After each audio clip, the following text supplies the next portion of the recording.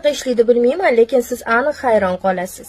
Hozir ekranda siz Novogodniy shariklarni rasmini ko'ryapsiz va xohlagan joyingizdan, xohlagan rangingizdagi sharikni tanlab, uni ustiga bundoq barmog'ingizni bundoq qo'yib turasiz, lekin ekranga tegib ketmang.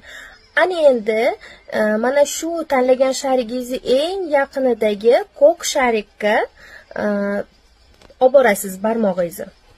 Ana endi o'sha hozir barmog'ingiz turgan sharikdagi eng yaqin yashil sharikka olib borasiz barmog'ingizni.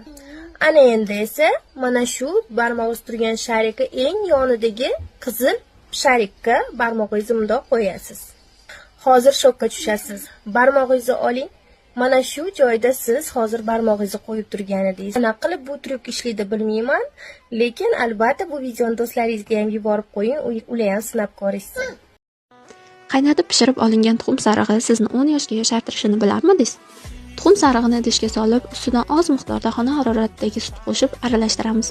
Massaga no'xat unidan solib, yaxshilab aralashtirib, hosil bo'lgan kremni yuzimizga surtamiz. Krem yuzdagi ajinlarni yo'qotadi va yoshlikni saqlab turishga yordam beradi. Bundan tashqari, krem yuzdagi prishinalarni ham yo'qotadi.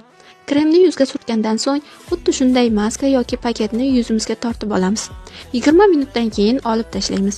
Bir martada effekt seziladi inshaalloh. Bundan ham zo'r maskalarni bilish uchun menga like bosib, obuna bo'ling.